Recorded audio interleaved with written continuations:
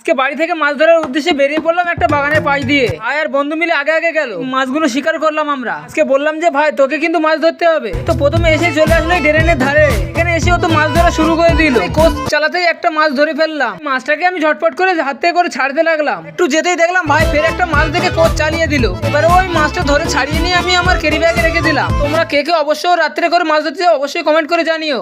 ভাই ফেরও কোচ চালাতে একটা মাছ উঠলো, কিন্তু এই মাছটা মারা গেছিল। এখানে দেখো কোচ চালাতে জলটা কেমন ফুটফুট করছে। ভাই অবশেষে একটা মাছ ধরে ফেললো, তাই আমি ঝটপট করে ছাড়াতে লাগলাম। মাছটার সাথে কিন্তু কিছু ময়লাও উঠেছিল। আর গাইস বলতে বলতে তো আমি এতগুলো মাছ ধরে ফেললাম। মাছ তো একটু ভয় ভয় পাচ্ছিল, কারণ ভাই লোকের বাড়ির সামনে গিয়ে মাছ ধরছিল। ওখানে একটা মাছ দেখার ওখানেই মাছটাকে শিকার করে ফেলে। মাছগুলো তুলে ভাইকে দেখাতে লাগলাম, এতগুলো মাছ ধরে ফেললাম আজকে।